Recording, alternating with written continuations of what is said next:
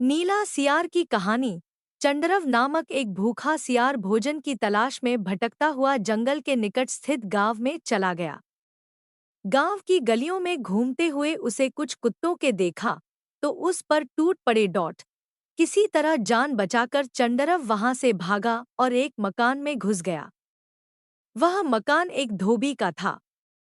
मकान के एक कोने में बड़ा सा ड्रम रखा हुआ था। चंडरव उसमें छुप कर बैठ गया। वह रात भर वहीं छुपा रहा। सुबह होने तक कुत्ते वहां से जा चुके थे। चंडरव ड्रम से निकलकर जंगल की ओर गया। उसे बड़े जोरों की प्यास लगी थी।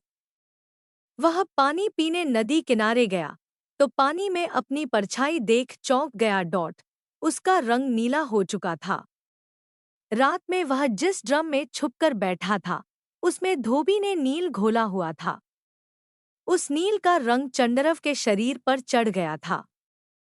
पानी पीकर जब वह जंगल में पहुंचा तो दूसरे जानवर उसे देख डर गए। नीले रंग का विचित्र जानवर उन्होंने कभी नहीं देखा था। वे डर के मारे भागने लगे। चंडरव ने जानवरों को भयभीत देखा तो बड़ा खुश हुआ।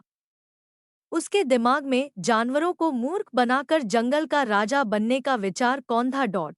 उसने भागते हुए जानवरों को रोका और उन्हें अपने पास बुलाकर बोला, मित्रों, मुझसे मत डरो। मैं ब्रह्मा जी का दूत हूँ। उन्होंने मुझे तुम लोगों की रक्षा के लिए भेजा है। इस जंगल का कोई राजा नहीं है। अब से मैं तुम्हारा राजा हूँ।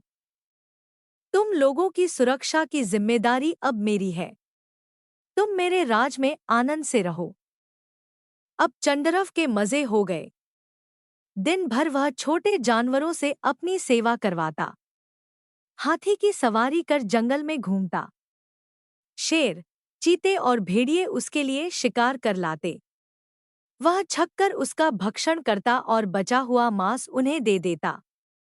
दिन बड़े ही शांतिपूर्ण रीति से गुजर रहे थे। लेकिन झूठ आखिर कितने दिन छुपता।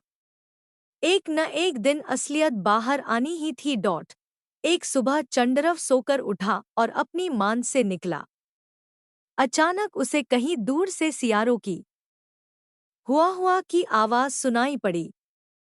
चंडरव आखिर था तो सियार ही वह भूल गया कि उसने अन्य जानवरों के सामने ब्रह्मा के भेजे दूत होने का नाटक किया है और वह भी मदमस्त होकर हुआ चिल्लाने लगा।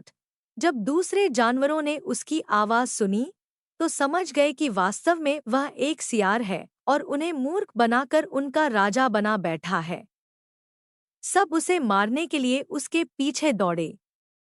चंडरव ने भागने का प्रयास किया किंतु शेर चीते के पंजों से बच ना सका और मारा गया।